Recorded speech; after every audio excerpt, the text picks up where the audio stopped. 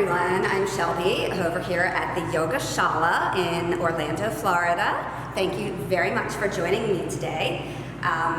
Today we're going to talk about how to prep your upper body so you can properly do a Chaturanga Dandasana. First, I'm going to talk a little bit more about your upper body strength, and then I'm going to demonstrate a full expression of your Chaturanga Dandasana. And then I'm going to guide you through some modifications that will help you to achieve this pose. So when I'm talking about this upper body strength, what I'm talking about is learning to use your chest and your back, so your lats primarily, your latissimus dorsi, because they're big muscles. And then you're going to also develop your upper arm strength. Because, like I said, a lot of times when we come into this practice, we don't really have any experience using these muscles, isolating especially the lats. And so that's what we do in this practice, is we do a lot of work to really build up these bigger muscles so that we can achieve these Chaturanga Dandasanas, and then further down the line, a lot of arm balancing. You'll find that it all comes from working on the big muscles. Okay, so a lot of times when people are first starting this practice, like I said, there's no upper body strength. You're not used to engaging your muscles, your back muscles. So this is how it looks in the beginning. Okay, I'll show you that again. So you might come into this plank and then you're just, So what we're gonna do is we're gonna show you how to work on building the upper body strength so you look more like this.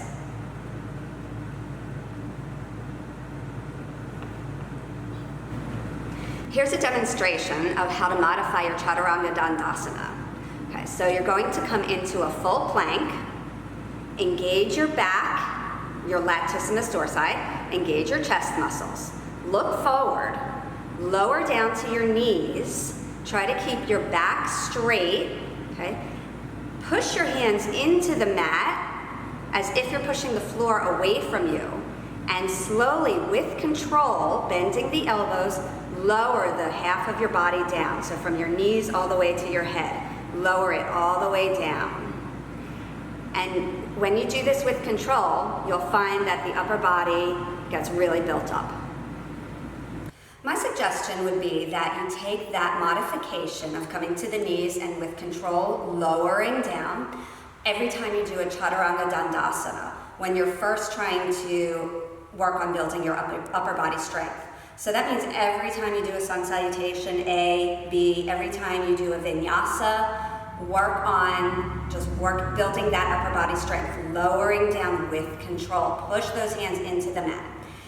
Then over time, you'll notice that you're getting a little bit stronger. So maybe just do a couple Chaturanga Dandasanas where you're lowering to the knees, and then throw one in where you're trying to come into the full expression of it. And so you can kind of mix it up like that. And eventually over time, and it's going to be different for every single person, but over time you'll find that you can easily lower into your Chaturanga Dandasana without dropping to your knees. You'll lower with control, and you'll be able to hover just above your mat. You won't even have to come all the way down to the mat. But just give it time, okay? And I find sometimes it's nice to come back to that modification. Even myself, I've been practicing for so long. Every once in a while, I like to come back to that to remember that control. Remember, engage everything. Just come back, work on it, refine your pose, and then go back to the full expression of it whenever you're ready. Thank you so much for joining us today. I hope you enjoyed this tutorial. If you did enjoy it, don't forget to like this video. Also push the little bell so you can always be reminded of future videos that we put out.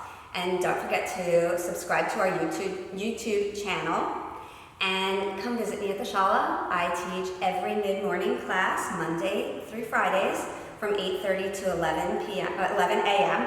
And then again on Wednesday evenings now, from 5 to 7 p.m.